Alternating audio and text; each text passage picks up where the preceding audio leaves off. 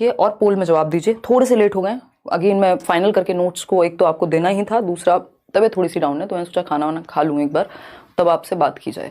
देखिएगा back to back classes होती हैं यूट्यूब पे, आप एक क्लास देखते हैं उसके अलावा भी क्लासेस होती हैं। स्टार्ट करते हैं, आ जाइए। थोड़ी बातें ज़्यादा हो गई बट इन नोट्स को आप बिल्कुल ये मत मानिएगा कि ये फ्री दिए जा रहे हैं तो इनकी वैल्यू नहीं होनी चाहिए, क्योंकि हमारी जेब से पैसा जाता है तब कई लोग सीरियस होते हैं। ये आपने जो किताबें, नोट्स, वॉटएवर जो भी आपने कोर्सेज, कहीं ज़्यादा अहमियत आपको देके जाएंगे अगर आप इनको ठीक से पढ़ लेते हैं। बस इतना है कि आप पढ़ लीजिए, मुझे इसमें से ना कुछ चाहिए ना मुझे मेरा कोई पर्सनल बेनिफिट है, बस इतना है कि आप पढ़ के और पेपर में जब देखेंगे सामने क्वेश्चन तो दुआएं तो देंगे ही देंगे और 4 लोगों को बताएंगे यार वहां पढ़ लेना जाके, है ना। चलिए खैर देखते हैं। क्वेश्चन नंबर 1 का सी ऑप्शन कह रहे हैं, है ना। स्टीफन क्रैशन हिंदी में मैंने नहीं डाला है, इंग्लिश वाले नोट्स में, इंग्लिश पेडागोजी में आपको मिल जाएगा। ऐसी कई चीजें होंगी जो हो सकता है आपको सीडीपी के नोट्स में एक पॉइंट है कोई, वो किसी और सब्जेक्ट में मिल जाए। सीसीई है, कॉमन है सब में, तो हो सकता है वो आपको ईवीएस में मिल जाए। तो वो सारे ही नोट्स पढ़ना जरूरी है। स्टीफन क्रैशन जो है वो आपको उसमें मिल जाएंगे इंग्लिश पेडागोजी में। तो जो जहां ज्यादा जरूरी है उस सेक्टर में आपको मिलेगा। जैसे एनईपी है, अब उसको 7 जगह डालने की जरूरत नहीं है, सीडीपी में डाल चुकी हूं, ठीक है ना। चलिए आते हैं हम नोट्स से अलग हटते हैं। मैं इमोशनल हो गई थोड़ा नोट्स को लेकर के, क्योंकि काफी मेहनत लग रही है। देखिएगा क्वेश्चन नंबर 1, और आपकी मैराथन क्लासेस शुरू कर देंगे और ऑफलाइन क्लासेस भी दिल्ली में कुछ 2 क्लासेस मेरी होंगी, एक उदय सर की फ्री फर्स्ट वीक ऑफ दिसंबर में, तो उसके लिए भी आप तैयार रहिएगा जो लोग आ सकते हैं। क्वेश्चन नंबर 1 कहता है श्याम अपनी मातृभाषा संथाली बहुत अच्छे से पढ़ लेता है और उसने बहुत अच्छी तरह से फ्रेंच भाषा सीख ली है, वह अब फ्रेंच भाषा में भी पढ़ लेता है, इसे क्या कहते हैं। यानी जो श्याम एक बच्चा है वो अपनी मातृभाषा है, उसकी मदर टंग है जो घर से उसने सीखी है, बोली जाने वाली भाषा जिसको अर्जित कर लेते हैं हम। तो मातृभाषा क्या है, संथाली मातृभाषा है उसकी, जिसको बहुत अच्छे से पढ़ लेता है, बोल भी लेता ही होगा ऑफकोर्स मातृभाषा है तो। और उसने बहुत अच्छी तरह से फ्रेंच भाषा सीख ली है और फ्रेंच भाषा भी उसने सीख ली, वह अब फ्रेंच भाषा में भी पढ़ लेता है, इसको क्या कहेंगे। यानी पहले से एक भाषा आती थी, दूसरी भाषा सीख ली, क्या है ये आपके नजरिए में। जहीर खान कह रहे हैं मैंने आज से पढ़ना शुरू किया है, कितना पढ़ना होगा और क्या पढ़ना होगा जिससे मेरा एग्जाम निकल जाए। जहीर जो नोट्स आपको दिए जा रहे हैं अलग अलग सब्जेक्ट के वो पढ़ने हैं, प्रीवियस ईयर जितना कर सको, चाहे चैनल के माध्यम से जो भी रात को यूट्यूब पे हम 9 बजे कर रहे हैं वो जरूर देखिए। मैराथन सभी होंगी अलग अलग सब्जेक्ट की, तो वो सब देखनी है, बस इतना कर लो। वो नोट्स तो मल्टीपल टाइम्स, मतलब ऐसा होगा आपकी लाइन बाय लाइन क्वेश्चंस फंस रहे होंगे। मैं बहुत आत्मविश्वास से कह सकती हूँ because of experience and that conviction, क्योंकि मुझे पता है उस पर काम कितना हुआ है। अदरवाइज तो उसी को अगर 200 पेज बना दिया जाता तो वो 200 पेज में से 20 क्वेश्चन आना और 10 पेज में से 25 क्वेश्चन आना बहुत बड़ी बात होती है। आई एम फ्रॉम पटना, आपके फ्री नोट्स को कुछ शॉपकीपर प्रिंट करवा के सेल कर रहे हैं। राहुल कुमार, इस तरह की चीजें अब ठीक है, उनका भी घर चल जाएगा, अब यही कह सकती हूँ मैं, अब क्या ही कहूँ इस चीज पे, कौन इतना समय लगाए। बस आप लोगों को जागरूक होना है कि उस चीज को एटलीस्ट खरीदो मत जाके, जब आपको पता है वो फ्री में मिल रहे हैं तो, ठीक है ना। तो बहुत सारे लोग, ठीक है, मतलब इससे एजुकेशन का स्तर बेहतर हो रहा है कहीं ना कहीं, चाहे जैसे भी है। अब बाद में बात करेंगे इस पे, आते हैं। अगर हम बात करें तो श्याम एक बच्चा है जिसकी मदर टंग है संथाली और बहुत अच्छे से पढ़ लेता है और उसने बहुत अच्छी तरह से फ्रेंच भाषा सीख ली है, वह अब फ्रेंच भाषा में भी पढ़ लेता है। ये कौशल का अंतरण है, पठन अंतरण है, अधिगम अंतरण है या पठन युक्ति है। देखिएगा पठन अंतरण इसलिए नहीं कहेंगे कि सिर्फ पढ़ने की बात नहीं हुई है। फ्रेंच सीख लिया इसका मतलब ये नहीं कि अब वो सिर्फ पढ़ लेता है, फ्रेंच का भी प्रयोग कर पाएगा। संथाली में ऐसा नहीं था कि सिर्फ पढ़ने की ही बात थी, भाषा तो उसको आती है ना, अपनी मातृभाषा है तो बोलनी भी आती होगी। तो सिर्फ पढ़ने के बारे में, ये सिर्फ पढ़ने का ट्रांसफर हुआ है ऐसा नहीं कह सकते। अंतरण का मतलब है ट्रांसफर। पठन युक्ति, कोई युक्ति तो ऐसी लगाई नहीं है कि सिर्फ पढ़ने के लिए कोई युक्ति यूज की हो, ठीक है ना।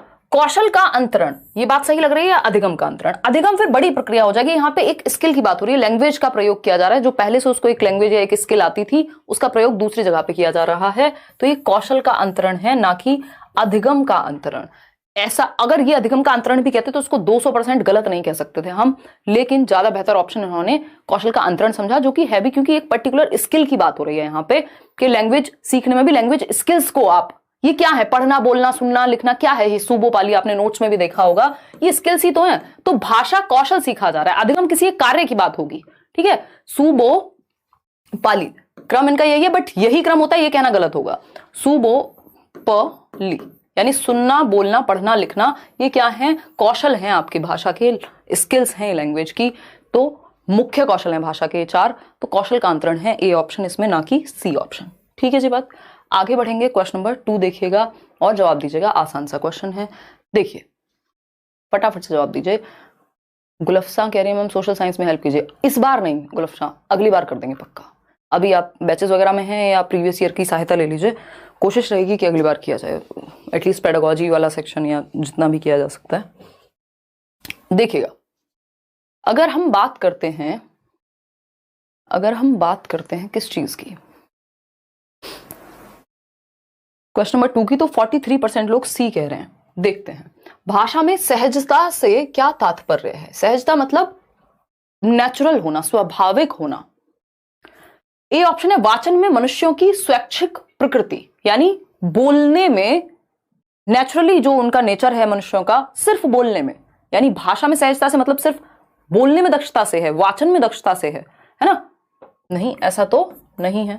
भाषा बोलना शुरू करने के समय बच्चों द्वारा महसूस की गई समस्याएं, तो ये कठिनाई को भी सहजता नहीं कहेंगे। सहजता तो नेचुरल होना है, ओपन होना है किसी चीज को लेकर, कठिनाई महसूस करना सहजता नहीं हो सकता। सी ऑप्शन है, भाषा बोलने की मनुष्यों की स्वाभाविक क्षमता। यस, नेचुरल एबिलिटी, बिल्कुल सही बात है कि आप भाषा को सहज रूप से, नेचुरली, जैसे आप अपनी मातृभाषा को ग्रहण कर लेते हैं, उसका प्रयोग करते हैं, वो जो आपके अंदर की स्वाभाविक क्षमता है भाषा को सीखने की, उसको सहजता कह रहे हैं, उसको नेचुरल होना कह रहे हैं हम यहाँ पे। भाषा बोलने से पहले मनुष्यों का सोच विचार करना नहीं।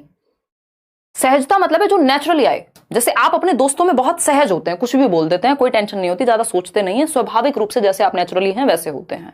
आप कहीं इंटरव्यू देने जाएंगे तो शायद उतने सहज ना हो जितने आप अपने दोस्तों के साथ होते हैं, होना भी नहीं चाहिए, वहां माहौल अलग है। हो सकता है कई लोग अपने पिताजी और माताजी के सामने, क्योंकि अगर वो अथॉरिटेटिव पेरेंट्स हैं, तो वहां सहज ना हो, टीचर के सामने उतने सहज ना हो। तो सहज मतलब जैसे आप नेचुरली हैं, नेचुरली कोई चीज है स्वाभाविक रूप से। सहजता से तात्पर्य है भाषा बोलने की मनुष्यों की स्वाभाविक क्षमता। C option is the right answer. 69% लोग सही दे रहे हैं उत्तर। क्वेश्चन नंबर 3 देखिएगा एक बार। क्वेश्चन नंबर 3 देखिएगा, कक्षा 6 की अध्यापिका, यानी एक क्लास 6 की टीचर हैं, अपनी कक्षा के विद्यार्थियों को 5-5 के समूहों में बांटती हैं। यानी जो बच्चे हैं, मान लीजिए कितने बच्चे हैं, 25 बच्चे हैं क्लासरूम में, और 5-5 के समूह में 5 का ग्रुप बना दिए। टोटल 5 ग्रुप्स बन गए, 5-5 स्टूडेंट्स ईच, हर एक ग्रुप में 5 बच्चे हैं, और 3 महीने तक साथ साथ काम करने के लिए कार्य देती हैं। यानी 3 महीने मतलब 3 मंथ्स, ठीक, साथ काम कर रहे हैं 5-5 के ग्रुप में बच्चे। इस कार्य में उन्हें भिन्न भिन्न विषयों पर बहुत से लोगों के विचार, आंकड़ों का संग्रह करना होता है। अब ये जो एक्टिविटी उन्होंने दी है ग्रुप की, ये क्या है, इसमें लोगों के विचार, अलग अलग आंकड़े, जो भी डेटा उनको इकट्ठा करना है, उसका संग्रह करना है एक जगह पे। ग्रुप में 5-5 का ग्रुप है, क्लियर है बात। बाद में एक रिपोर्ट लिखकर उसे कक्षा में प्रस्तुत करना है। इस गतिविधि को क्या कहेंगे?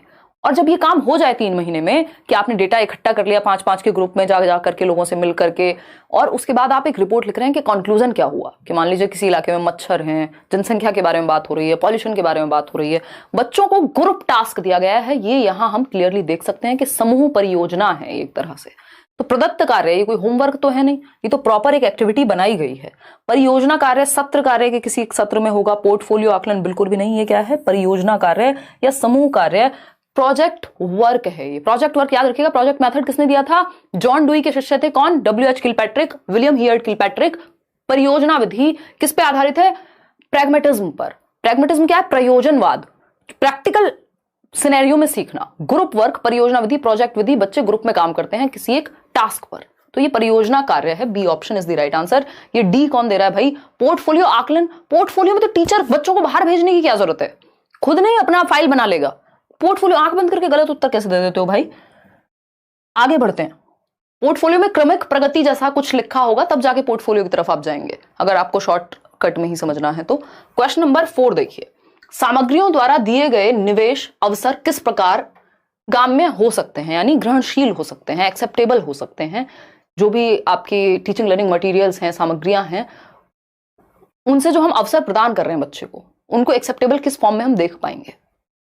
देखिएगा, जवाब दीजिएगा, फटाफट से बताइएगा। बिल्कुल उर्वशी, आप लोग मेरे से भी बेहतर बने। आप कह रही हैं want to become teacher like you, बहुत ही अच्छे बने, है ना। अब मैं ये तो नहीं कहूँगी कि मैं अच्छी नहीं हूँ, इतना तो आत्मविश्वास इंसान को होना ही चाहिए, और इतना फीडबैक है तो कुछ तो सही हो ही रहा होगा। देखिएगा, अगर हम बात करें किस चीज की, बी ऑप्शन 87% लोगों की सामग्रियों द्वारा, बट हाँ मैं बेहतर बनने की और बेहतर करने की आकांक्षा हमेशा रखती हूँ। सामग्रियों द्वारा दिए गए निवेश अवसर किस प्रकार गाम्य यानी एक्सेप्टेड हो सकते हैं, बताइएगा। इसमें कितने % लोग हैं जो उत्तर दे रहे हैं? B option 86। भाई क्या कर रहा है, मुझे पता था तू कुछ ना कुछ करेगा ऐसा ही। कैसे हो गया ये? तो ब्रो कमाल आदमी है ये। शौर्य सिंह का कल एग्जाम है, फिर भी ये पोल लगाने आए हैं, लेकिन अपनी मस्ती किए बिना बाज नहीं आते हैं।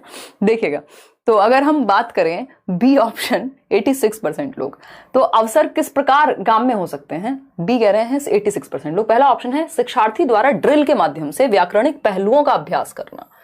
ये थोड़ा सा मैकेनिकल हो जाएगा। व्याकरण पढ़ाने की बात जब भी आए आप कोशिश कीजिएगा, मैंने नोट्स में भी लिखा है एक लाइन में ही, संदर्भ में व्याकरण पढ़ाना ज्यादा बेहतर होता है, ठीक है। और यहां पे बात हो रही है अवसर की, अपॉर्चुनिटीज दी जा रही हैं अलग अलग मटेरियल से। शिक्षार्थी उद्देश्यों को ध्यान में रखते हुए समझ के साथ संदर्भ में भाषा का प्रयोग करें, बेस्ट हो गया ये। ऐसा अवसर का मतलब है आपने उस तरह की अपॉर्चुनिटीज दी हैं जहां बच्चा रियल लाइफ से जुड़ के कॉन्टेक्स्ट में संदर्भ में भाषा सीख पाएगा, ठीक। शिक्षार्थी अर्थ समझते हैं और भाषा का पुनरुत्पादन करते हैं। इसमें भी बच्चा जो है वो मैकेनिकल ड्रिल वाली बात हो रही है, इसमें लर्निंग बाय डूइंग कम है, बच्चा उतना एक्टिव नहीं है जितना बी ऑप्शन में है। शिक्षार्थी पाठ्य सामग्री कंठस्थ करते हैं। देखो रट्टे नहीं लगवाने, कंठस्थ का समय जा चुका है, ठीक है ना। B option is the right answer, जहां बच्चा सबसे ज्यादा एक्टिव है और मीनिंगफुल अर्थपूर्ण ढंग से सीख रहा है, संदर्भ में सीखेगा, किस उद्देश्य के लिए सीखा जा रहा है उसको समझते हुए। क्वेश्चन नंबर 5 देखिएगा और जवाब दीजिएगा पोल में। क्वेश्चन नंबर 5 क्या कहता है? निम्नलिखित में से कौन सी टॉप डाउन श्रवण प्रक्रियाएं हैं? पहले ये इंग्लिश में पूछी जाती थी, अभी ये हिंदी में पूछी जा रही है। ये इंग्लिश के नोट्स में मिल जाएंगी आपको अगर आपको पढ़ना भी हो ये टॉप डाउन अप्रोच, तो क्योंकि मेजरली जो है इंग्लिश पेडागोजी का ही पार्ट है। देखिएगा और लाइक शेयर भी करते रहिएगा अगर आपको कोई आपत्ति ना हो। आजकल टीचर लाइक शेयर करने को कहते तो लोगों को दर्द हो जाता है बहुत ही भयंकर तरीके से। देखिए कितने 26,000 लोग हम लोग जुड़े हुए हैं, 9200 लोग हैं जिन्होंने लाइक शेयर किया है। चलिए समझते हैं, मेहनत पूरी हो रही है और कोशिश है कि आपको वो चीज पूरी तरह से हेल्प होगी।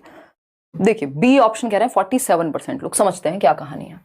बॉटम अप प्रक्रिया कौन सी है ये पूछा है, और टॉप डाउन कौन सी है ये पूछा है, ठीक है। इसको टॉप डाउन अप्रोच इंग्लिश में कहते हैं, बॉटम अप अप्रोच इंग्लिश में कहते हैं प्रक्रिया को ऑफ कोर्स। ए ऑप्शन है मुख्य बिंदु को जानने के लिए अनुमान लगाने, निष्कर्ष निकालने, सारांशीकरण करने के लिए सुनना। यानी कि जो भी मेन पॉइंट है उस बात में, उस स्टोरी में, उसका अनुमान लगाना, प्रिडिक्ट कर पाना उसको। निष्कर्ष यानी उसका कंक्लूजन निकाल पाना कि कहना क्या चाह रहा है। सारांश यानी जैसे आप समरी बताते हैं, 3 घंटे की मूवी देख के आए, 30 मिनट भी नहीं लगे, 20 मिनट में बता दिया, है ना। और बी ऑप्शन मुझे भी देखनी है वैसे दृश्यम 2, बट समय नहीं मिल पा रहा। विशिष्ट बारीकियों जैसे ध्वनि, शब्द और खंड आदि के लिए सुनना, यानी स्पेसिफिक डिटेल्स के लिए सुनना। जैसे आपका ध्यान है साउंड पे कि प्रोनाउंसिएशन है कि ठीक है, ध्वनि किस चीज की आ रही है ना, शब्द क्या बोला जा रहा है, खंड यानी पार्ट्स क्या है, फ्रेजेस क्या है। बी ऑप्शन कह रहे हैं 66% लोग। ए बॉटम अप प्रक्रिया है तथा बी टॉप डाउन है। आप लोग यहां बिल्कुल सही हैं कि बी जो है वो बॉटम अप है और ए टॉप डाउन है। उसका रीजन है, जब डायरेक्ट समरी की बात आए, स्टोरी की बात आए, निष्कर्ष की बात आए, तो ये क्या हो जाती है, टॉप डाउन हो जाती है। क्योंकि मीनिंग, आप डायरेक्ट मीनिंग से बाकी की चीजों पे जा रहे हैं कि आपने पहले स्टोरी को समझा, फिर उसके डायलॉग्स पे जाएंगे, फिर पैराग्राफ पे जाएंगे, वर्ड्स पे जाएंगे, फिर उनके मीनिंग पे जाएंगे। ये क्या है, टॉप डाउन अप्रोच है। टॉप मतलब मीनिंग से नीचे की तरफ आना, वर्ड, सेंटेंसेस, ग्रामर, इन सबको तोड़ के देखना। वहीं अगर हम बात करें स्पेसिफिक बारीकी, जैसे ध्वनि, कोई चीज कैसे प्रोनाउंस होती है, शब्द कैसे बनता है, वर्ड, फिर वर्ड से खंड, फ्रेज कैसे बनेगा, फिर उससे सेंटेंस कैसे बनेगा, फिर उससे पैराग्राफ कैसे बनेगा, तो ये हुआ नीचे से ऊपर की ओर जा रहे हैं, यानी बॉटम अप। बॉटम अप, ठीक है जी। तो B option is the right answer. अभी पोल में देना शौर्य, नेक्स्ट इसको एंड कर दो, थोड़ा सा मैं बता देती हूँ। अच्छा ये आज की क्लास है। देखिएगा अगर हम बात करते हैं यहाँ टॉप डाउन और बॉटम अप, ये आपको इंग्लिश पेडागोजी में भी हेल्प करेगी, और जैसा कि आप देख रहे हैं हिंदी में भी पूछी जा रही है। नाम टॉप डाउन ही रहेगा और बॉटम अप ही रहेगा, जैसा कि आपने देखा है। हिंदी में कुछ और भी नाम दे सकता देने को। तो टॉप डाउन में डायरेक्ट आप स्टोरी, कॉन्क्लूजन, समरी, पैराग्राफ, इन सब पे डायरेक्ट जाते हैं कि आपको किसी समरी से कुछ समझना है। यानी पहले आप एक स्टोरी बता रहे हैं, कंक्लूजन बता रहे हैं, समरी बता रहे हैं, या फिर समरी के बाद आप एक पैराग्राफ में तोड़ के समझ रहे हैं, फिर पैराग्राफ को भी आप सेंटेंसेस में तोड़ के समझ रहे हैं, फिर उस सेंटेंस को भी आप वर्ड्स में, वर्ब्स में, अलग अलग हिस्सों में तोड़ के समझ रहे हैं, ध्वनियों में तोड़ के समझ रहे हैं कि सी और एच मिलते हैं तो क्या साउंड आता है। तो ये टॉप से, टॉप क्या होता है, कंप्लीट स्टोरी जिसका मीनिंग हो। डाउन की तरफ जा रहे हैं जो कि वर्ड है या फिर सेंटेंस है, छोटे छोटे पार्ट्स की तरफ जा रहे हैं, तो टॉप से डाउन जा रहे हैं। बॉटम अप क्या होगा, बॉटम अप होता है कि आप सबसे छोटा जो भी इकाई हो, मान लीजिए वर्ड है, या फिर उससे भी पहले अगर हम देखें फोनीम है, फोनीम समझ रहे हैं ना, ध्वनि पे फोकस, स्वनिम कहते हैं जिसको हम, फोनीम है कि साउंड किस वर्ड से कैसी आती है जुड़ करके, सी और एच मिलता है तो च की आवाज आती है। फिर इससे आप वर्ड पे गए, उससे भी अल्फाबेट पे जा रहे हैं, फिर वर्ड पे गए, फिर वर्ड से आपने क्या किया, दो वर्ड को जोड़ करके कुछ एक फ्रेज पे जा रहे हैं, फिर सेंटेंस की तरफ जा रहे हैं, फिर सेंटेंस के बाद आप पैराग्राफ पर जा रहे हैं, पैराग्राफ से फिर आप कहीं स्टोरी पे या कंक्लूजन पे पहुंच पा रहे हैं।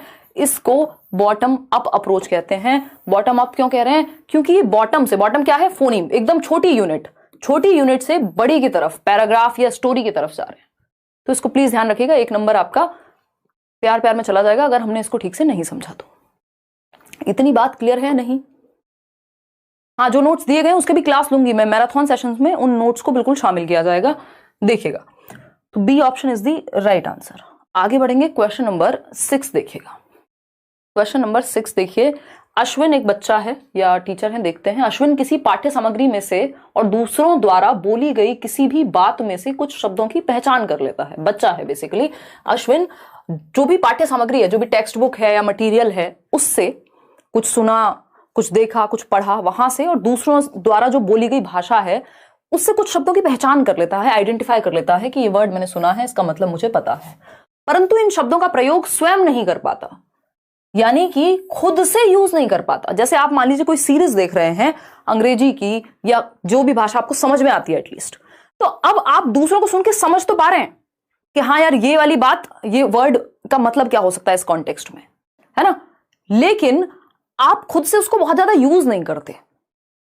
जैसे नॉर्मल वर्ड्स के भी बहुत ही अतरंगी वर्ड्स हो सकते हैं जो उनके क्या कहेंगे, सिनोनिम हो सकते हैं जो यूज हो रहे हैं, लेकिन अगर हम क्या कहते हैं, अगर हम वॉलेट को वॉलेट कह रहे हैं या पर्स कह रहे हैं कुछ लोग, तो कोई तीसरा वर्ड होगा, हम उसको यूज नहीं कर रहे, हो सकता है हमें समझ में आ रहा हो, यानी हमारी वोकैबुलरी में वो है, हम सुन के समझ जाते हैं, पढ़ के समझ जाते हैं, कॉन्टेक्स्ट में समझ जाते हैं, बट उसका प्रयोग नहीं करते। ये इंग्लिश में भी सेम टॉपिक है, इसको निष्क्रिय शब्द संपदा कहते हैं, इसको पैसिव वोकैबुलरी कहते हैं, जिसको आप डेली यूज में नहीं लाते जिन शब्दों को, लेकिन समझ जाते हैं पढ़ के या सुन करके, आपको इनका मीनिंग पता होता है, बट आपकी डेली वोकैब में, डेली यूज में, आपके जीवन में ये नहीं प्रयोग होते। ऐसे बहुत सारे शब्द होंगे, क्योंकि सक्रिय शब्द संपदा होती है एक्टिव वोकैबुलरी।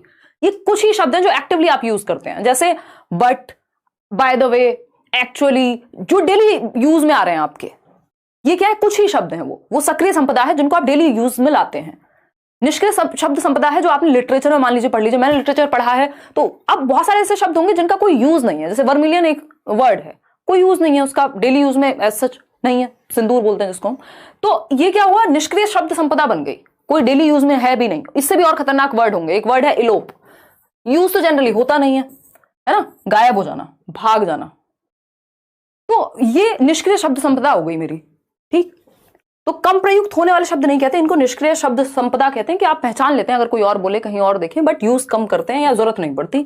तो कठिन शब्द भी नहीं कहेंगे इनको, सक्रिय शब्द भी नहीं कहेंगे, निष्क्रिय शब्द संपदा कहेंगे, पैसिव वोकैबुलरी कहेंगे। इंग्लिश में भी यही, इसी चीज को बदल के बस इंग्लिश में दे देगा क्वेश्चन, और 1 नंबर आपका पक्का हो गया। क्वेश्चन नंबर 7 देखिएगा। मैं आज बहुत डिटेल्स के मूड में हूं, तो थोड़ा सा आप लोग पेशेंस बना के रखिएगा। जब लगे कि बहुत ज़्यादा समझ में आ गया तो चुपचाप से अपना लाइक करें और फिर बैठ जाएं कि आज तो समझ के ही जाएंगे, ठीक है जी। पोल में जवाब दीजिए। मैथ और इंग्लिश की पेडागोजी की क्लास भी देंगे, नोट्स भी देंगे कंचन, डोंट वरी। मेरी तबीयत थोड़ी सुधर रही है और मैं नोट्स पे भी लगातार काम कर रही हूँ, क्योंकि कितना भी कोई भी काम कर ले, अगर जब तक मैं नहीं देखूंगी वो आपके काम के नहीं होंगे नोट्स। देखिएगा,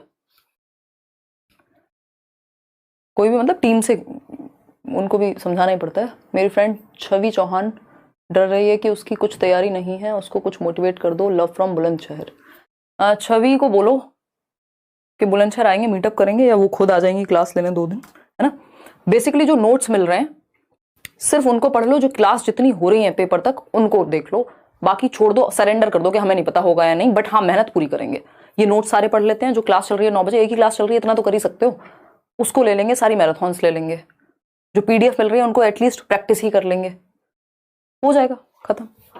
देखिएगा, पेपर क्लियर करना उतनी बड़ी दिक्कत थोड़ी है। जीवा नई व्याकरणिक अवधारणाएं जैसे कि जा रहा था, जा रहे थे, सीखते समय पहले से ही सीखी हुई अवधारणाओं जैसे कि जा रहा है, जा रहे हैं से संबंध जोड़ पाता है। एक बच्चा है जीवा, जो व्याकरणिक अवधारणाएं हैं, जो ग्रामेटिकल कॉन्सेप्ट्स हैं, उनको वो जो पहले से जानता है, जा रहे थे, जा रही थी, उसी में जोड़ करके संबंध बना लेता है और थोड़ा सा उसको लैंग्वेज को और एडवांस लेवल पे ले जाएगा। यानी पहले से उसको आता था कि जा रहा था, जा रही थी का क्या मतलब है। अब जब वो सीखते समय जो उसको पहले से प्रीवियस नॉलेज थी, उन कॉन्सेप्ट्स को नए कॉन्सेप्ट से जोड़ पाता है। यानी प्रीवियस नॉलेज से, ओल्ड नॉलेज से, पूर्व ज्ञान से नवीन ज्ञान को जोड़ के सीखता है, जो कि एक बहुत ही अच्छी बात है। अब ये नवीन ज्ञान से जोड़ना पूर्व ज्ञान को कौन सी प्रक्रिया है? संज्ञानात्मक, परासंज्ञानात्मक, संज्ञानात्मक एवं परासंज्ञानात्मक या अनुमान लगाने की युक्तियां बताइए। देखिए ये मेटाकॉग्निटिव, इसमें कोई स्किल नहीं लगी कि आपने स्पेशली कोई थिंकिंग अबाउट थिंकिंग कर ली हो। मेटाकॉग्निशन इसमें दूर दूर तक नहीं है, है ना। परासंज्ञानात्मक युक्ति नहीं है, ये अनुमान भी नहीं है, संज्ञानात्मक युक्ति है। ये आपकी कॉग्निटिव स्किल है कि thinking, reasoning, problem solving, decision making, इन सब का यूज करके, मेमोरी का यूज करके, जो कि कॉग्निशन में ही आती है, लैंग्वेज का यूज करके, तो आपने अपनी स्मृति का, अपनी भाषा का, अपने चिंतन का प्रयोग किया और प्रीवियस ज्ञान को, जो पूर्व ज्ञान है, उसको नए ज्ञान से जोड़ दिया। मेटाकॉग्निटिव स्किल्स इतनी ईजी नहीं होती, हर कोई यूज भी नहीं करता। Metacognition is awareness about awareness, कि आप क्या सोच रहे हो, आपके मन में जो थॉट आ रहा है वो क्यों आ रहा है, इसको भी आप समझ पाए। कि यार हो सकता है कि मैं किसी से जेलस हूं इसलिए मुझे इनसिक्योर फील हो रहा है, ये मेटाकॉग्निशन है। ये थिंकिंग से नहीं आ जाएगा, थिंकिंग अबाउट थिंकिंग से आएगा। समझ पा रहे हैं? तो संज्ञानात्मक युक्ति है ये, इसमें थिंकिंग अबाउट थिंकिंग नहीं हो रही है। तो A option is the right answer, ना कि सी ऑप्शन। आगे बढ़ेंगे, क्वेश्चन नंबर 8 देखिएगा। क्वेश्चन नंबर 8 देखिएगा, समझिएगा इसको, क्या कहने का प्रयास हो रहा है क्वेश्चन नंबर 8 में। फटाफट से बताइएगा। हाँ ये देखो, खुशी अभी भी खुश हैं कि ऐसे मैसेज कोई मेरे लिए भी कर दो। हैं कौन से मैसेज पढ़ रही हो खुशी? अक्कड़ बक्कड़ बम्बे पे हो जाएगा, 1 महीना भी नहीं है पेपर में, फिर सारी खुशी चली जाएगी, नील बटे सन्नाटा हो जाएगी खुशी। घर वाले कहेंगे यूट्यूब खोल के बैठी रहती थी, या तो मैडम में कोई दिक्कत है जिनको आप देख रही थी, या फिर आप में, आप कहें नहीं नहीं पापा मैं तो पढ़ती थी, मैं तो डेली क्लास लेती थी। हाँ क्लास के पीछे, हाँ क्लास के पीछे गेम खेलती थी, ये आप बताएंगे नहीं कि क्लास के बीच में मैं कमेंट करती थी अरे मेरे लिए भी कोई अच्छे अच्छे मैसेज कर दो इसलिए नहीं हुआ पेपर। है अब फोकस कर लो यार, पेपर आ रहा है। मजाक मैं ही कर लेती हूँ, उतना से पेट नहीं भरता क्या? थोड़े बहुत मजाक की जरूरत होती है क्लास में, ज्यादा की जरूरत नहीं है। देखिए अगर हम बात करें क्वेश्चन नंबर 8 की, तो नीचे दी गई गतिविधि पर ध्यान दें, यानी कोई एक्टिविटी है उस पर फोकस करना है। पढ़ते हैं क्या कहानी है। शिक्षार्थियों को समाचार पत्र से मौसम की रिपोर्ट पढ़ने के लिए कहा गया। यानी जो न्यूज़पेपर है, बच्चों को दिया गया न्यूज़पेपर, और उसमें मौसम की रिपोर्ट कि भाई वेदर की क्या रिपोर्ट है, क्या टेम्परेचर है, किस समय सूर्योदय होगा, क्या कहानी है, ये पढ़ने के लिए कहा गया। और शहरों के मौसम को एक सप्ताह या उस दिन विशेष के मौसम का विश्लेषण करने के लिए कहा गया। यानी जो सिटीज हैं वहां पे वेदर कैसा है उस चीज को स्टडी करे बच्चा, एनालाइज करे, या उस पर्टिकुलर दिन जिस दिन ये कहा गया है कि एक बार इसका तापमान देख करके इस जगह का और पता करो कि क्या स्थिति है, ये काम दिया गया बच्चे को। ठीक है। शिक्षार्थी समूची कक्षा में प्रस्तुत करने के लिए समूह में कार्य करते हैं। ये चीज को दिखाने के लिए बच्चे इस पे काम करने के लिए ग्रुप में वर्क कर रहे हैं और विश्लेषण करते हैं, यानी एनालाइज कर रहे हैं, टुकड़ों में तोड़ करके देखना चीजों को विश्लेषण कहलाता है। इस कार्य में भाषा अधिगम की कौन सी युक्ति शामिल है, यानी कौन सी टेक्निक वो लैंग्वेज को सीखने की लगा रहे हैं बच्चे। फटाफट से बताइएगा, फिर जाकर के हम आगे बढ़ेंगे।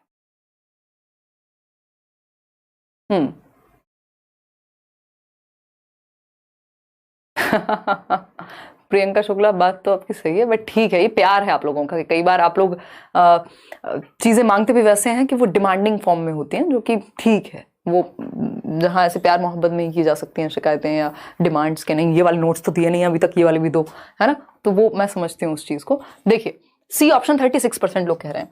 तो अध्ययन संलग्न विमर इस्तेमाल, प्रस्तुत अभ्यास परिणाम, कार्य आधारित भाषा अधिगम। सिंपल बात क्या है, जो आपका एक्टिविटी बेस्ड लर्निंग की बात नहीं हो रही है। देखिएगा एक बार फिर से, रुको, ये तो आप लोगों ने सी दिया हुआ है, फिर से पढ़ेंगे इसको। भारती कह रहे हैं कि please English Hindi EVS notes से अच्छे स्कोर कर पाऊंगी मैं, एंड आप बहुत अच्छा पढ़ाते हो, God bless you. Thank you Bharti. अभी आ रहे हैं ईवीएस के नोट्स भी 2 दिन में मिल जाएंगे, इंग्लिश के कल मिल जाएंगे, हिंदी के आपको मिल चुके हैं, सीडीपी के मिल चुके हैं, मैथ्स के भी मिल जाएंगे। तो शिक्षार्थियों को समाचार पत्र से, और मैं उदय सर को बोल दूंगी कुछ 50-100 क्वेश्चन ऐसे दे देंगे आपको जिनमें से बार बार रिपीट होने वाले न्यूमेरिकल्स भी आ जाएं।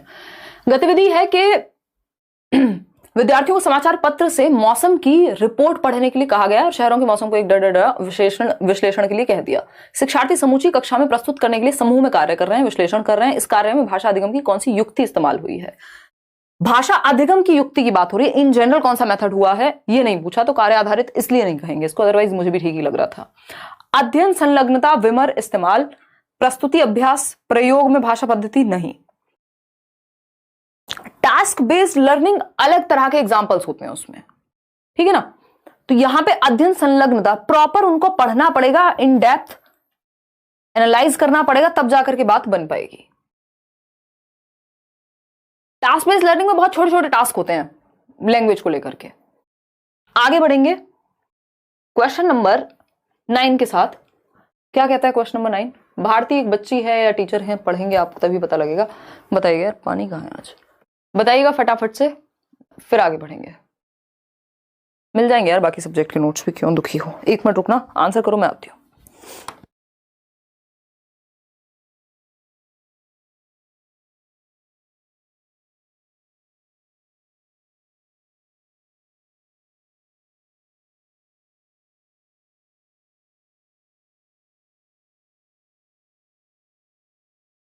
देखिएगा,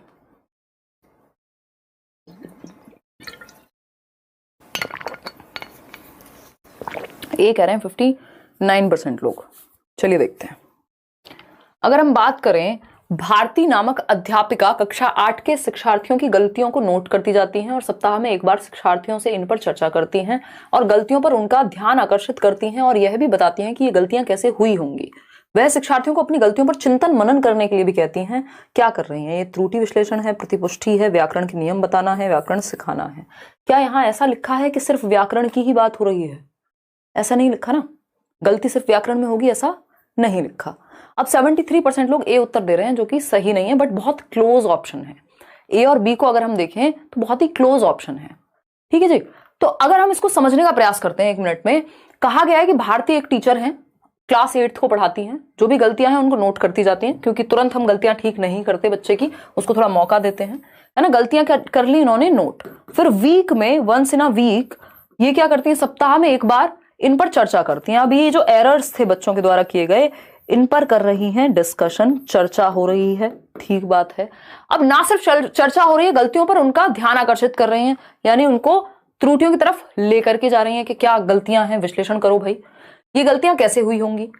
वह शिक्षार्थी को अपनी गलतियों पर चिंतन मनन करने के लिए भी कह रही हैं, यानी जहां जरूरत है वहां उनको सुधारने की भी बात हो रही है गलतियों की। तो ना सिर्फ विश्लेषण है, ये ओवरऑल एक फीडबैक है ना। ये ओवरऑल एक फीडबैक है। 1 हफ्ते का टाइम लिया है टीचर ने, वहां पे एनालाइज किया है। त्रुटि विश्लेषण तो इसमें अपने आप ही समाहित है इस फीडबैक में, कि गलतियों को जांचना, उनको परखना, उनका एनालिसिस करना एरर्स का, बट ओवरऑल एक फीडबैक के रूप में जहां जरूरत है उसको सही भी करना। तो ये प्रतिपुष्टि हो गया, बी ऑप्शन इसमें सही है, ना कि ए। आगे बढ़ेंगे, क्वेश्चन नंबर 10 देखिएगा और जवाब दीजिएगा। क्वेश्चन नंबर 10 क्या कहता है? निम्नलिखित कार्य लेखन के किस प्रकार के अंतर्गत आएगा? यानी कार्य लेखन एक राइटिंग रिलेटेड कोई वर्क है, किसके अंतर्गत आएगा? कल्पना करें कि कहानी में आप एक पात्र हैं, अपनी भावनाएं बताने के लिए अपने मित्र को पत्र लिखें। यानी आपको इमेजिन करना है कि कोई एक स्टोरी है और आप भी उसके एक कैरेक्टर हैं, ठीक है, आप भी उसके एक कैरेक्टर हैं, ठीक। जैसे डोरेमोन है कार्टून और आप उसमें नोबिता हैं, ठीक। तो अब आप सोच रहे हैं कि मेरी क्या भावनाएं होंगी, सुजुका ने कितना हर्ट किया मुझे, और सोनियो था ना भाई, हाँ, सोनियो कितना ज्यादा क्रूअल है, और कौन था, जियान ने कितना मारा। तो मतलब आप अपनी स्टोरी अब आप अपने हिसाब से परिवर्तन कर रहे हैं। क्या मेरे को ये बेचारा वाला नोबिता नहीं बनना, मुझे ऐसा नोबिता बनना है जिसके पास सारी पावर्स हैं। इसको एक्स्ट्रापोलेटिव टास्क कहते हैं। क्या कहते हैं इसको? एक्स्ट्रापोलेटिव टास्क कहते हैं। ये इंग्लिश में भी एक क्वेश्चन आता है एक्स्ट्रापोलेटिव राइटिंग को लेकर के। एक्स्ट्रापोलेटिव यानी जब आप एक्टिवली उस सिचुएशन में जाकर के या खुद से लिख रहे हैं चीजें, खुद से उसमें इन्वॉल्व हो रहे हैं, तो एक्स्ट्रापोलेटिव लेखन में आता है। बाकी कोई भी ये to the point factual question है, इसमें मैं और आप कुछ नहीं कर सकते। चलिए समझते हैं, क्योंकि आपको खुद को सिचुएशन में रखना है। क्वेश्चन नंबर 11 देखिएगा और समझेंगे। राष्ट्रीय शिक्षा नीति 2020 किसके अध्ययन की अनुशंसा करती है? बताइए, जो नेशनल एजुकेशन पॉलिसी है वो किसके अध्ययन, किस भाषा को बढ़ावा देने की बात करेगी? फटाफट से आंसर करेंगे। इससे पहले कि आप आंसर करें मैं 1 मिनट का मौन धारण कर लेती हूं, ठीक है कि नहीं?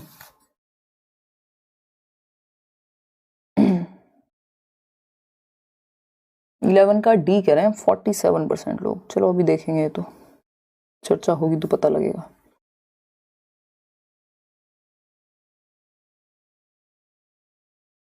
देखिएगा, समझते हैं क्या कहानी है। 56% लोग, 63% लोग कह रहे हैं डी ऑप्शन है। राष्ट्रीय शिक्षा नीति 2020 किसके अध्ययन की अनुशंसा करती है? अंग्रेजी और विदेशी भाषाएं, मातृभाषा और संस्कृत। ठीक है, गलत तो नहीं है। संस्कृत, तमिल, शास्त्रीय भाषाएं, हिंदी, अंग्रेजी और उर्दू। तो ये तमिल यही नहीं आ जाती मॉडर्न इंडियन लैंग्वेजेस में ही? अच्छा, शास्त्रीय भाषा मतलब यही आ जाती है शास्त्रीय भाषाओं में ही। मातृभाषा, दूसरी भारतीय भाषाएं, संस्कृत, विदेशी भाषाएं, शास्त्रीय भाषाएं। चलो ठीक है। घर की भाषा यानी मातृभाषा, ये तो मस्ट है ही। दूसरी भारतीय भाषाएं यानी जो भी मॉडर्न इंडियन लैंग्वेजेस हैं, जिसमें 22 भाषाएं आती हैं, आपका पेपर भी होता है, संविधान में दी हुई है। विदेशी जो 8th शेड्यूल है उसमें विदेशी भाषा यानी फॉरेन लैंग्वेज, और क्लासिकल लैंग्वेज। इन दोनों को ध्यान रखिएगा। ये जो फॉरेन लैंग्वेज और क्लासिकल लैंग्वेज है, इनको एडिशनल सब्जेक्ट के रूप में पढ़ाने की अनुशंसा कहाँ की गई है? नेशनल एजुकेशन पॉलिसी में की गई है। बाकी सारी बातें 3 लैंग्वेज फॉर्मूला के अकॉर्डिंग है। मैंने आपको नोट्स में भी दिया है 3 लैंग्वेज फॉर्मूला। घर की भाषा यानी मातृभाषा पढ़ानी ही होती है। दूसरी बात, आपकी दूसरी भारतीय भाषाएं, मॉडर्न इंडियन लैंग्वेजेस और अंग्रेजी वगैरह, ठीक है। विदेशी भाषा और शास्त्रीय भाषा को एक एडिशनल सब्जेक्ट के रूप में किसकी बात हुई है? जिसमें संस्कृत भी है, जिसमें फ्रेंच या और भाषाएं भी हैं।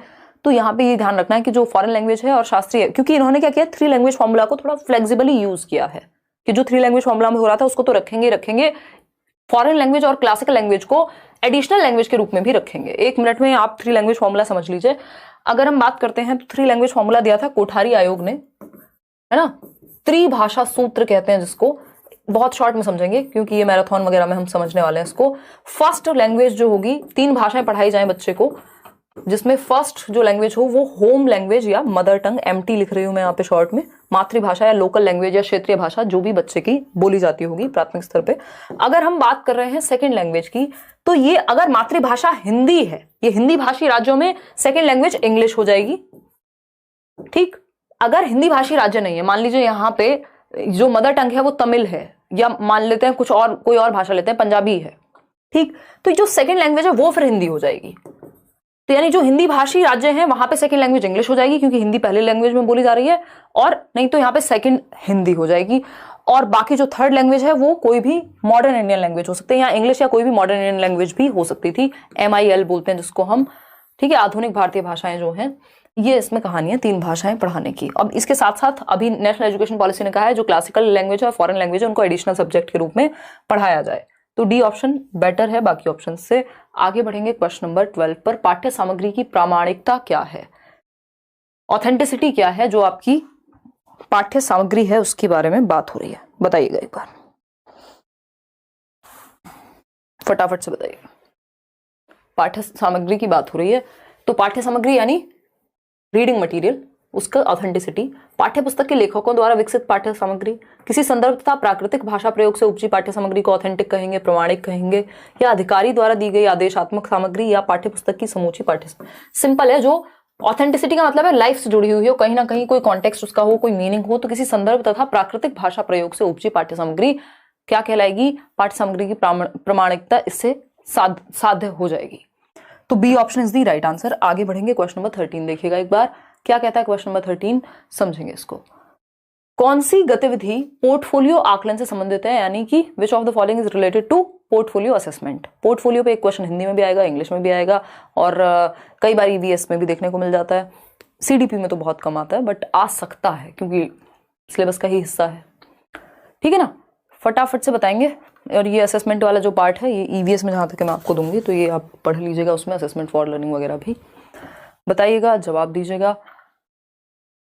क्वेश्चन नंबर 15 के बाद, ये बहुत ही मुश्किल सा सेट था, क्वेश्चन नंबर 15 के बाद क्वेश्चंस आपको इजी लगने लग जाएंगे। जो सेकंड सेट है, ये जो फर्स्ट 15 क्वेश्चंस हैं ये मुश्किल हैं, और ये जरूरी है कि मैं आपके साथ मुश्किल क्वेश्चंस भी डिस्कस करूं, है ना।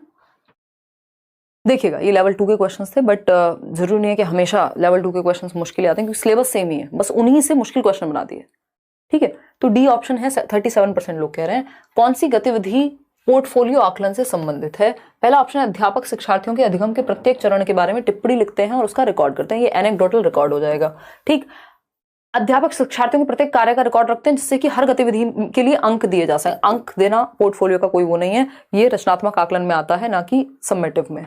अध्यापक अभिभावकों को पृष्ठ पोषण देने के लिए रिपोर्ट कार्ड में अपने विचार लिखते हैं। कक्षा में शिक्षार्थी द्वारा की जाने वाली सभी गतिविधियों का रिकॉर्ड रखना। अब आपका इसमें क्या विचार है ये बताएंगे, बताइए शौर्य सिंह। डी, अक्कड़ बक्कड़ बम्बे वो कर रहे हो ना। देखिएगा, डी कह रहे हैं ज्यादातर लोग डी कह रहे हैं, यानी आप कंफ्यूज करो तो आप हो जाते हो। देखिएगा, पोर्टफोलियो आकलन से संबंधित कौन सी एक बात है, तो कक्षा में शिक्षार्थियों द्वारा की जाने वाली सभी गतिविधियों का रिकॉर्ड रखना। सारी गतिविधियां होंगी ये जरूरी नहीं है, पोर्टफोलियो में कुछ स्पेसिफिक चीजें होती हैं, या तो बच्चे ने कुछ बहुत ही विशेष किया हो, उसकी अचीवमेंट्स होंगी, या कुछ डिफरेंट होगा। ठीक है, ऑल एक्टिविटीज नहीं होती पोर्टफोलियो में। पोर्टफोलियो फिर विशेष नहीं बचेगा ना। आप पोर्टफोलियो बनवाते हैं लोग मॉडलिंग के लिए, तो उसमें अगर सारी ही फोटो लगवा दें, जो गंदी आई है वो भी, अच्छी आई है वो भी, तो फिर पोर्टफोलियो कहां बचा, फिर उसमें कुछ स्पेशल नहीं बचा, है ना। तो आपकी शादी की भी एल्बम में पोर्टफोलियो जैसा ही है वो भी, तो फोटोग्राफर खराब फोटोज नहीं लगाता उसमें, खींचे तो उसने बहुत सारे होंगे। ठीक है ना। तो अध्यापक शिक्षार्थियों के अधिगम के प्रत्येक चरण के बारे में टिप्पणी लिखते हैं और उसका रिकॉर्ड रखते हैं। ये बात सही है, ये मैं इसको प्रत्येक एक्टिविटी पढ़ रही होंगी शायद। तो प्रत्येक चरण का मतलब है जैसे जैसे वो अलग अलग स्टेज में जा रहे हैं, उनमें जो भी चेंजेस आ रहे हैं। हर दिन नहीं है इसका, प्रत्येक चरण का मतलब हर दिन नहीं है, जो हमें पहली बार पढ़ के लग रहा था। प्रत्येक चरण का मतलब हर एक दिन पे या हर एक गतिविधि को नहीं है। चरण मतलब जैसे जैसे वो स्टेजेस में आगे बढ़ता जा रहा है, चाहे वो क्लास के तौर पे हो, चाहे उसके अंदर जो भी नई स्किल्स आ रही हैं। तो कुछ विशेष होगा तभी तो हम लिखेंगे। सिर्फ फीडबैक के लिए लिखना वो पोर्टफोलियो नहीं होता, पोर्टफोलियो अपने आप में एक फाइल है। तो ए ऑप्शन। क्वेश्चन नंबर, उसके अलग अलग फेजेस, और ये क्लास से दूसरी क्लास में ट्रांसफर हो जाता है। क्वेश्चन नंबर 14 देखिएगा, एक अध्यापक कक्षा 8 के विद्यार्थियों को 10 वाक्यों का एक अनुच्छेद पढ़कर सुनाती है। 10 सेंटेंसेस हैं एक पैराग्राफ में, टीचर ने सुनाया और उन्हें ध्यान से सुनने के लिए कहा।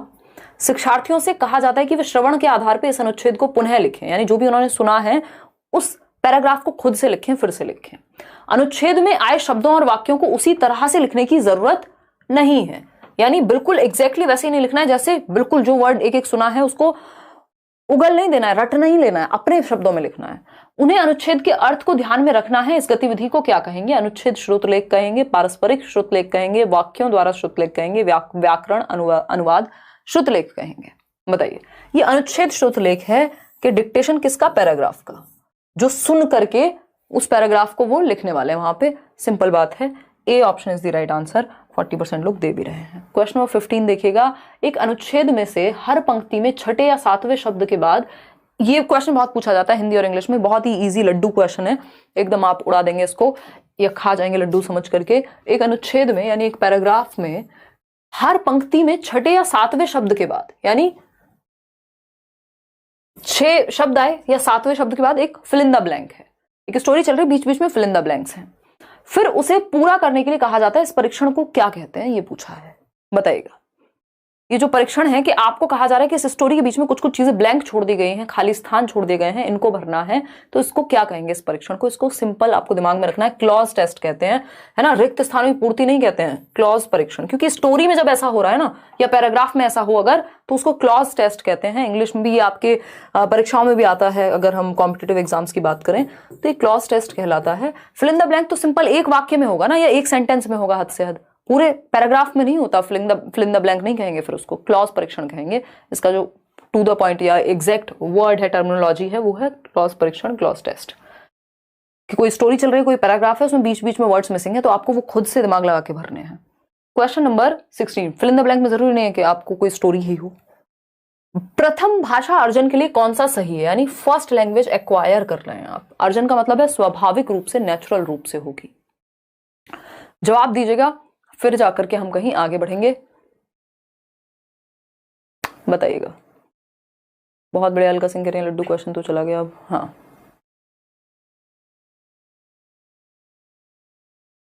हाँ, पूरी प्लेलिस्ट बनाई हुई है अलग अलग चैप्टर की, हिंदी पेडागोजी की। अगर पढ़ने बैठोगे नम्रता, बिल्कुल सही कह रहे हो आप। अगर आपने चैप्टर नहीं पढ़ा है तो फिर आंसू आएंगे आपके थोड़े से। या तो मैराथन देख लीजिए, या नोट्स पढ़ लीजिए, या फिर वो चैप्टर वाइज प्लेलिस्ट देख लीजिए अगर ज्यादा ही समस्या है तो। 8-10 चैप्टर हैं हिंदी पेडागोजी के भी, इंग्लिश के भी, अलग से मैंने कराए हुए हैं। सिलेबस सेम ही है तो इसलिए रिपीट कराने का भी कोई खास बेनिफिट नहीं है। मैराथन में मैं करा दूंगी, ए कह रहे हैं 88% लोग, 88% लोग जो है वो ए उत्तर दे रहे हैं। सोना कह रहे हैं कि मैम आज आप पूरी की पूरी लेट्स लर्न का लोगो लग रही हैं। बिल्कुल सही बात है, एकदम येलो और ब्लैक का कॉम्बिनेशन। मैं सोच रही हूँ एक बाइक लेनी है मुझे, येलो और ब्लैक का कॉम्बिनेशन में ही ले लेती हूँ। क्या नहीं आती नहीं है? अरे करा देंगे यार, कैसी बातें कर रहे हो। गाड़ी अभी मत कराओ कृपा से, वारंटी वाइड हो जाएगी, बहुत महंगा खर्चा है उसका। कह रहा गाड़ी भी करा दें फिर। देखो एक बार, अगर प्रथम भाषा अर्जन के लिए कौन सा सही है, तो यह प्राकृतिक रूप से अर्जित की जाती है, इसके लिए प्रशिक्षण की आवश्यकता है, इसके लिए औपचारिक निर्देश की आवश्यकता है, यह किसकी? भाषा अर्जन के लिए कोई औपचारिकता नहीं चाहिए, आपने नोट्स में पढ़ लिया होगा, पहला ही टॉपिक है, ठीक है। नौरेन नाम ले लिया आपका, बताइए फटाफट से। देखिए रीना, प्राकृतिक रूप से अर्जित की जाती है। भाषा अर्जन का मतलब यह है मातृभाषा को आप अर्जित करते हैं। स्टीफन क्रेशन तो कहते हैं कि आप दूसरी भाषा को भी अर्जित कर सकते हैं, बट ये प्राकृतिक रूप से होता है। अर्जन जब भी होगा, चाहे वो पहली भाषा का हो, दूसरी भाषा का हो। अगर बच्चे के एनवायरमेंट में एक से ज्यादा भाषाएं अवेलेबल हैं तो वो 2 या 2 से अधिक भाषाओं को भी अर्जित कर सकता है। तो ये प्राकृतिक यानी नेचुरली आपके आसपास, आपके घर में, फैमिली में आसपास जो भाषा बोली जा रही है, इसके लिए कोई ट्रेनिंग नहीं लेनी पड़ती। जब आपने अपनी मातृभाषा को सीखा होगा, मदर टंग को, तो कोई आप ट्रेनर नहीं हायर किया होगा कि भाई अब हमारा बच्चा 1 साल का हो गया, उसको कोई भाषा सिखा दो। औपचारिक निर्देश यानी स्कूल में किताबों का, सिलेबस का कोई प्रेशर नहीं होता। सचेत प्रयास नहीं होते, ये सचेतन नहीं होते, ये अवचेतन प्रयास होते हैं, ये अनकॉन्शियस या सबकॉन्शियस होते हैं। कई बार तो ये अनकॉन्शियस भी कहते हैं कई राइटर्स इनको। तो A option is the right answer. आगे बढ़ेंगे क्वेश्चन नंबर, अब आपके क्वेश्चंस आपको इजी लगने शुरू हो गए होंगे। निकटस्थ विकास का क्षेत्र शब्दावली किससे संबंधित है? फ्री का क्वेश्चन है, लड्डू में भी सुपर लड्डू क्वेश्चन भी कह सकते हैं हम इसको। अगर ये क्वेश्चन भी कोई गलत करे तो उसको थोड़ा सा इस कप में पानी लेना चाहिए और पी जाना चाहिए। डूबने से तो कोई फायदा नहीं, क्योंकि डूब तो पाओगे नहीं, इतना छोटा मग है ये, ठीक है ना। एग्जैक्टली आप सही समझे शौर्य सिंह हैं। देखिए अगर हम बात करते हैं इसकी, और लाइक शेयर भी कर देना चाहिए अगर सही उत्तर दे पा रहे हैं तो। निकटस्थ विकास का क्षेत्र शब्दावली किससे संबंधित है? यानी जोन ऑफ प्रॉक्सिमल डेवलपमेंट, यानी जहां तक भाई आप सीटेट क्लियर कर सकते हैं, ये आपके जोन ऑफ प्रॉक्सिमल डेवलपमेंट में है। यदि आपको सही तरीके से सहायता मिल जाए, आप थोड़ा सही तरीके से मेहनत कर लें, है ना। तो ये निकटस्थ विकास के क्षेत्र की बात कौन करता है? सामाजिक सांस्कृतिक सिद्धांतवादी, सोशियो कंस्ट्रक्टिविस्ट करते हैं। और वो कौन है? वाइगॉत्स्की। हिंदी में लिखेंगे वाइगॉत्स्की, ठीक है। हिंदी के नोट्स बनाते बनाते हिंदी अच्छी हो गई मेरी कल रात में ही। वाइगॉत्स्की, ठीक। संज्ञानात्मक विकास, ये कॉग्निटिव हो जाएगा, इसमें ब्रूनर आएंगे। व्यवहारवादी उपागम में स्किनर या बेंड्यूरा आएंगे। मनोविश्लेषणवाद में सिगमंड फ्रॉइड आएंगे, वो भाषा पे सच कोई बात नहीं करते। तो ये सामाजिक सांस्कृतिक परिप्रेक्ष्य है। क्वेश्चन नंबर 18 देखिएगा एक बार और जवाब दीजिएगा। क्या कहता है क्वेश्चन नंबर 18? निपुण भारत अभियान यानी बेसिक लिटरेसी आपको आए। निपुण भारत अभियान का उद्देश्य है कि बच्चे पठन तथा लेखन में निपुणता अवश्य प्राप्त कर लें। कौन सी क्लास तक? बताइए फटाफट से। किस क्लास तक पढ़ने और लिखने में एटलीस्ट उनको दक्षता हो, वो घबराए नहीं, पढ़ने और लिखने में दक्ष हो पाए। बताइएगा, ये आपको जानने को मिलेगा इस तरह का क्वेश्चन। ये थोड़ा सा डिफरेंट क्वेश्चन है, हिंदी लैंग्वेज टफ लग रही है, इसलिए जो है थोड़ी प्रैक्टिस करनी पड़ेगी ना। अगर हिंदी चूज किया पेपर में तो प्रैक्टिस तो करके जानी पड़ेगी। देखो, तो निपुण भारत अभियान का उद्देश्य है कि भैया प्रवेश करते ही मतलब पढ़ना लिखना सब सीख जाएं। प्रवेश करते ही मतलब क्या, ऐसा क्या जादू है कि स्कूल में पैर रखा हो, वाओ ला ला ला ला ला, है ऐसा तो नहीं हो सकता। कक्षा 3 में पहुंच जाएं, हो सकता है कक्षा 6 में प्रवेश कर लें। भाई 6 तक पहुंचते पहुंचते सिर्फ पढ़ना और लिखना ही सीखेंगे क्या? अगर हम बात कर रहे हैं तो कक्षा 8 में पहुंच जाएं, तब तक तो और भी स्किल सीख जाते हैं। तो कक्षा 3 तक हम ये उम्मीद कर रहे हैं बच्चे से कि भैया उसको बेसिक न्यूमरेसी स्किल्स आती होंगी। लगभग 9 साल का होगा वो, है ना। भाई पहली क्लास में 6 साल का बच्चा, दूसरी क्लास में 7 साल का बच्चा और तीसरी क्लास में 8 साल का बच्चा, तो 8 से 9 साल की उम्र में उसको बेसिक लिटरेसी स्किल्स आती होंगी। तो कक्षा 3 में पहुंचते पहुंचते वो क्या हो जाए, लिखने और पढ़ने में एटलीस्ट निपुण हो जाए। हालांकि हमारे देश में बहुत खराब स्थिति है कि बच्चे 6 तक या जिस लेवल पर उन्हें सीख जाना चाहिए वहां तक भी वो पढ़ना लिखना ठीक से नहीं जान पाते। देखिएगा, अब आता है नेक्स्ट क्वेश्चन। भाषा में ध्वनि की सबसे छोटी इकाई, ये इंग्लिश में भी भरपूर पूछा जाता है। सबसे छोटी अर्थपूर्ण इकाई क्या है? ध्वनि की सबसे छोटी अर्थपूर्ण इकाई क्या है? बताइएगा, फटाफट से बताइएगा। इससे पहले कि आप गलत बताएं, मैं आपको सही बता देती हूं। हाँ, देखिएगा कितने बज गए, 10:09। देखिए सी ऑप्शन कह रहे हैं बिल्कुल स्वनिम। ठीक है, आगे बढ़ेंगे। क्वेश्चन नंबर 20 देखिएगा क्या कहता है। क्वेश्चन नंबर 20, अगर हम बात करें क्वेश्चन नंबर 20 की, तो जब शिशु 2 से 3 महीनों की आयु में स्वर ध्वनियों को बोलने में सक्षम हो जाते हैं, उस अवस्था को क्या कहते हैं। यानी 2 से 3 महीने, ये मैंने नोट्स में बहुत क्लियरली दिया हुआ है। 2 से 3 महीने का मतलब क्या है, एक हफ्ते, एक महीने में कितने वीक्स होंगे, 4 हफ्ते, 4 सप्ताह। ठीक, 2 से 3 महीने में कितने होंगे बताओ जरा, 8 हफ्ते के आसपास, है ना, 8 हफ्ते के आसपास। तो अगर हम बात करें 2 से 3 महीने की आयु में, जब वो स्वर ध्वनि का प चा जिनका कोई मतलब नहीं, बस हाँ वो आवाजें निकाल पा रहा है थोड़ी, इसको कूकना कहते हैं, है ना। बलबलाना मत लिखो सरकार, बैबलिंग में सिंगल सिलेबल यूज करने लग जाएगा बच्चा, फिर वो बा माँ ये सब बोलने लग जाएगा। वो 2-3 महीने में नहीं होती, 6 महीने में होती है, ये 6 मंथ्स में होती है। ठीक है जी। किलकिलाना या कूकना ये 1.5 महीने से 2 महीने के बीच में शुरू होती है, यानी 6 हफ्ते के अराउंड। 6 हफ्ते मतलब 1.5 से 2 महीने के बीच, तो ये वही 2 से 3 महीने का समय है, लगभग हर बच्चा कर ही लेगा। तो किलकिलाना या कूइंग, बस वो आवाजें निकालता है, उनका अपना कोई मतलब नहीं होता, तो बस स्वर ध्वनियां निकाल रहा है, ऐसा नहीं कि उनका कोई मीनिंग है।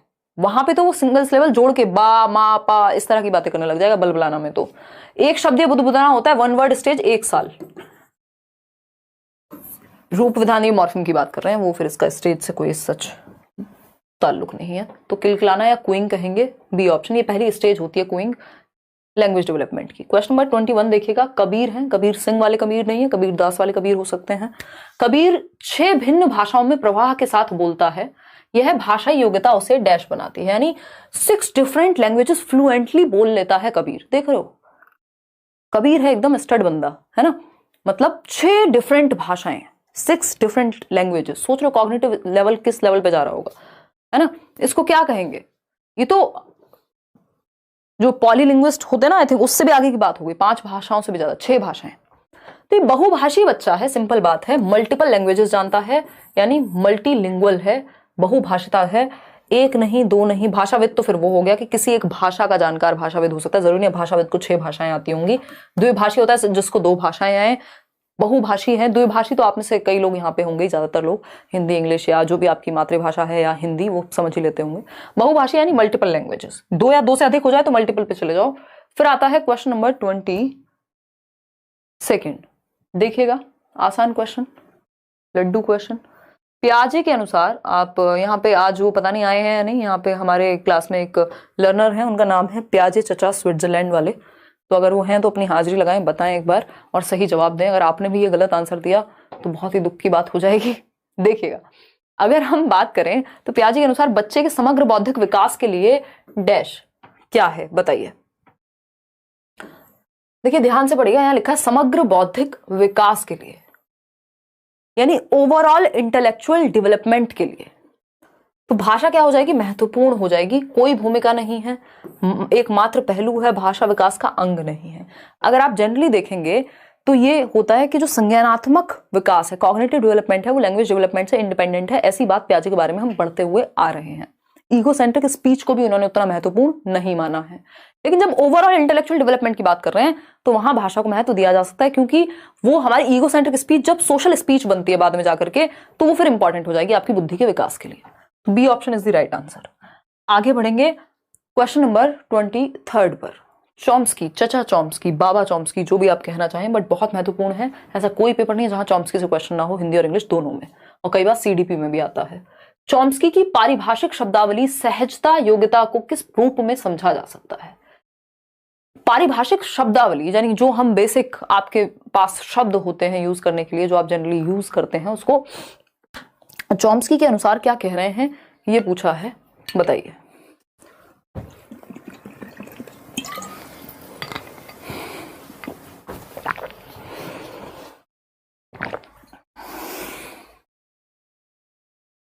%82 लोग कह रहे हैं ए ऑप्शन। चलिए समझते हैं। अगर हम बात करें चॉम्स्की की पारिभाषिक शब्दावली सहजता योग्यता को किस रूप में समझा जा सकता है। तो भाषा अर्जन उपकरण के रूप में सक्रिय अनुकूलन, वास्तविक अधिगम, सामाजिक अधिगम, इन सब की बात तो उन्होंने की ही नहीं है। ये क्या है? भाषा अर्जन उपकरण। चॉम्स्की कह रहे हैं सिंपल जो पारिभाषिक शब्दावली है जो हम अपने एनवायरमेंट से सहजता से उठा लेते हैं, जिस वोकैब को, वो लैंग्वेज एक्विजिशन डिवाइस की वजह से होता है कि हम भाषा को अर्जित कर लेते हैं। क्वेश्चन नंबर 24 देखिएगा, प्रथम भाषा अर्जन क्या है, यानी फर्स्ट लैंग्वेज एक्विजिशन। बताइए। शिक्षार्थी के सचेत प्रयास हैं, कॉन्शियस एफर्ट्स। प्रमुख गतिविधि है विद्यालय की। प्रथम भाषा तो विद्यालय आने से पहले ही बच्चा बोलना और समझना सीख जाता है, ये याद रखेंगे। मदर टंग होती है प्रथम भाषा आपकी, या जो भी घर में आपके पहले बोली जा रही है भाषा। अगर इन केस, रेयर केस ऐसा हो सकता है कि मातृभाषा घर में बोली ही ना जाती हो। भाई मम्मी पापा यूएस चले गए थे और उन्होंने मातृभाषा वैसे तो हिंदी हुआ करती थी, बट उन्होंने कभी हिंदी में बात ही नहीं की बच्चे से, तो वो तो इंग्लिश में करते हैं, तो बच्चे के लिए तो मातृभाषा फिर इंग्लिश ही हो गई। ठीक है, तो उस केस में ऐसा फिर हो सकता है। प्रशिक्षण के द्वारा, ये तो फिर लर्निंग होती है, अधिगम होता है प्रशिक्षण के द्वारा। तो प्राकृतिक प्रक्रिया है, हाँ ये बात सही है। सचेत नहीं, असचेत, या फिर हम कहेंगे अवचेतन प्रयास। ये कॉन्शियस एफर्ट नहीं लगाते आप प्रथम भाषा को एक्वायर करने में, अर्जन में। नेचुरली, प्राकृतिक रूप से आप अपने घर में अर्जित कर लेते हैं। आपको कोई टीचर, कोई किताब, कोई स्कूल, कोई सचेत प्रयास की जरूरत नहीं होती। क्वेश्चन नंबर 25 देखिएगा और जवाब दीजिएगा। देखिएगा, जवाब दीजिएगा। पेपर 2 के लिए सोशल साइंस के नोट्स कब तक मिल जाएंगे? कृष्णा, सोशल साइंस के नोट्स की गलत उम्मीद मैं आपको नहीं दूंगी। सोशल साइंस और साइंस के नोट्स आपको इस बार नहीं मिलेंगे। कोशिश रहेगी अगली बार मैं दे पाऊं, है ना। उसके लिए तो आपको बैचेस का सहायता लेनी पड़ेगी, प्रीवियस ईयर और एनसीईआरटी, बस इनफ हो जाएगा। अभी के लिए तो नोट्स नहीं दे पाऊंगी, बट हाँ मेरी आगे कोशिश है। देखिएगा, जवाब दीजिएगा फटाफट से। क्वेश्चन है, ऐसी कक्षा, ये हमारे टाइपिस्ट जी ने कमाल किया होगा, ऐसी कक्षा जहां बच्चे अपनी मातृभाषा से शुरुआत करते हैं तथा उसके बाद उन्हें अतिरिक्त भाषाओं का शिक्षण दिया जाता है, वह क्या कहलाती है? यानी पहले मदर टंग से शुरुआत हुई है, बाकी अदर लैंग्वेजेस को भी फिर वहां पे पढ़ाया जा रहा है, तो इसको क्या कहेंगे? फटाफट से बताइए।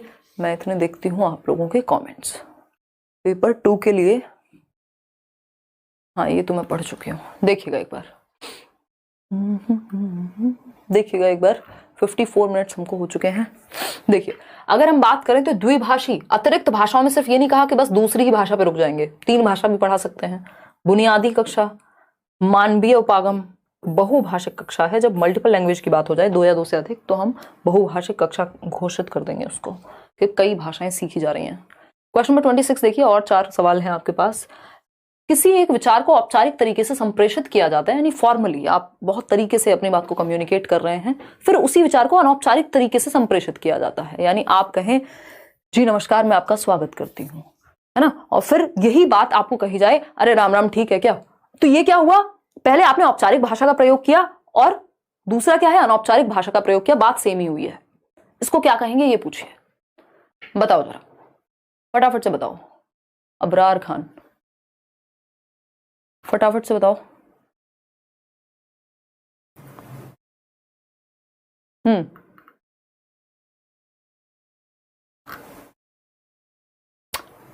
26B, आसान क्वेश्चन है ये तो। 100 प्रीवियस ईयर क्वेश्चन किए हैं, 85 ठीक थे, बट आज 15 क्वेश्चन देखकर कंफ्यूज हो गई हूँ कि फर्स्ट पेपर में नहीं है। You are superior ma'am, love you, EVS के नोट्स दे देंगे गुरमीत। ये क्वेश्चंस मैंने डलवा दिए क्योंकि ये मुझे इंपॉर्टेंट लगे थे। आज वाले क्वेश्चंस आपको मिल जाएंगे, जो सेट वो मिलिए ना आपको नोट्स, तो नए पुराने दोनों तरह के क्वेश्चन करने पड़ेंगे। किसी एक विचार को औपचारिक तरीके से संप्रेषित किया जाता है, यानी पहले आपने फॉर्मल तरीके से प्रस्तुत किया, हेलो गुड इवनिंग कैसे हैं, ये वो, फिर बाद में आप आ गए देसी पे, यानी अनौपचारिक तरीके से, यानी कि आप इनफॉर्मल लैंग्वेज का प्रयोग करने लग गए। तो इसको क्या कहा जाएगा? एक भाषिक वक्ता की इस स्थिति को क्या कहेंगे? बताइए। समाज भाषा विज्ञान, कोड बदलना, कोड स्विचिंग, या कोड मिलाना, या बोलियां। भाई कोडिंग की ही बात होगी क्योंकि लैंग्वेज के डिफरेंट अप्रोचेस को यहां प्रयोग किया गया है। ठीक है बात, ये नहीं है स्विचिंग है, ये मिक्सिंग नहीं है, मिक्स नहीं किया आपने। एक उसी बात को इनफॉर्मली कह दिया और फॉर्मली कह दिया। हिंदी भाषा ही प्रयोग हो रही है, एक भाषा ही है आप, ऐसा नहीं है कि कोई और भाषा में कहा है हिंदी ही, वो भी बस आपने इनफॉर्मली कहा है ना। तो कोड बदलना यानी कोड स्विचिंग। आगे बढ़ेंगे, क्वेश्चन नंबर 27। तो ये कुछ चीजें कॉमन सेंस वाली भी होती हैं, जरूरी नहीं हर चीज आपको सिलेबस में ही पढ़नी होगी। क्वेश्चन नंबर 27 देखिएगा, नॉम चॉम्स्की समर्थन करते हैं कि, नॉम चॉम्स्की पे कई क्वेश्चन आ जाते हैं। तो नॉम चॉम्स्की किस चीज का समर्थन करते हैं? द्रुत गति से भाषा अर्जित करते हैं। संस्कृतियों में भाषा अधिगम का प्रतिरूप अधिकांशतः एक जैसा है। भाषा का विकास अधिकांश बच्चों में समान आयु के आसपास होता है, या भाषा केवल सीखी जाती है या अर्जित नहीं की जाती। तो ये तो ऑपोजिट बात हो गई, यहाँ द्रुत गति की भी बात नहीं होगी। अधिकांश बच्चों में समान आयु के आसपास होता है। सभी संस्कृतियों में भाषा अधिगम का प्रतिरूप अधिकांश एक जैसा ही है, जिसको सार्वभौमिक व्याकरण कह रहे हैं ये, कि लगभग सेम तरीके से सीखते हैं बच्चे लगभग हर एक संस्कृति में। ठीक है बात, या कोई दिक्कत परेशानी दर्द समस्या अगर इस बात को समझने में हो रही है तो बता दीजिए। फोन हमारा बजता रहता है। देखिए क्वेश्चन नंबर 28, नॉम चॉम्स्की क्या कह रहे हैं, समझिएगा। नॉम चॉम्स्की की जब हम बात कर रहे हैं तो नॉम चॉम्स्की के सिद्धांत के अनुसार हम सभी इस सहजात समझ के साथ जन्म लेते हैं कि भाषा कैसे कार्य करती है, संकेत भाषा, सार्वभौमिक व्याकरण, बुनियादी या क्या। तो यहाँ पे नॉम चॉम्स्की के अनुसार सिर्फ यूनिवर्सल ग्रामर की ही बात हुई है। सार्वभौमिक व्याकरण के सभी भाषाओं का मूल व्याकरण एक जैसा ही होता है लगभग। क्वेश्चन नंबर 29 देखिएगा और जवाब दीजिएगा। बहुभाषिक शिक्षा एक ऐसी प्रक्रिया है जिसमें शिक्षार्थी विद्यालय में अतिरिक्त भाषा सीखने से पहले डैश से शुरुआत करते हैं, यानी बहुभाषिक। अभी एक क्वेश्चन था बस इसी को ऑपोजिट किया हुआ था कि पहले बच्चा मदर टंग सीखेगा, बाद में मल्टीपल लैंग्वेजेस हम उसको सिखा रहे हैं। यहाँ पे कह दिया कि बहुभाषिक शिक्षा उसको कहेंगे जहां पे बच्चा अतिरिक्त भाषा सीखने से पहले क्या सीखेगा, अपनी मातृभाषा सीखेगा। तो आसान बात है, इसमें कुछ भी नहीं है भाई। कोई और भाषा सीखने से पहले मदर टंग को आप क्या बनाते हैं, एक रिसोर्स के रूप में, एसेट के रूप में, संसाधन के रूप में प्रयोग करते हैं। सबसे पहले मदर टंग सिखाएंगे। ठीक है, कोई दिक्कत परेशानी। ये तो आंसर मैंने बता दिया, फिर भी 94% ही लोग सही दे रहे हैं इसका आंसर। मतलब बताने के बाद भी हम ये उम्मीद नहीं कर सकते कि 100 के 100% अगर पेपर आपको पहले भी दे दिया जाए, अगर मान लीजिए कुछ केसेस में, तो भी 100 के 100% लोग सही कराएंगे, इसकी कोई गारंटी नहीं है। द्वितीय भाषा के शिक्षण शास्त्रीय अभ्यास में डैश के द्वारा संरचना को बेहतर तरीके से आत्मसात किया जाता है। द्वितीय भाषा के शिक्षण शास्त्रीय यानी जो सेकेंड लैंग्वेज है, उसकी जब आप पेडागोजिकली उसको प्रैक्टिस करा रहे हैं तो किस तरह से आप उसकी संरचना को, उसके स्ट्रक्चर को बेहतर तरीके से एसिमुलेट कर सकते हैं, अपने अंदर बैठा सकते हैं। तो पहला ऑप्शन है सामान्यतः प्रयोग होने वाले वाक्य विन्यासों के अभ्यास तथा पुनरावृत्ति दोहराव से, रोचक विषय सामग्री के साथ अर्थपूर्ण अंतःक्रिया से, भाषा के अर्थपूर्ण अंतरण से, अवलोकन तथा सहायता देने से। देखो ये दो ऑप्शन हटा के मैं आपके लिए इजी कर देती हूँ, क्योंकि ऐसा नहीं कि सिर्फ वाक्य विन्यास को आप दोहराते रहेंगे और द्वितीय भाषा में, तो फिर तो वो रट्टाफिकेशन जैसा बन जाएगा, या डायरेक्ट मेथड भी नहीं रहेगा, फिर हम उसको ग्रामर ट्रांसलेशन मेथड कह देंगे। तो या तो अर्थपूर्ण अंतरण होगा या फिर रोचक सामग्री का और अर्थपूर्ण अंतःक्रिया का।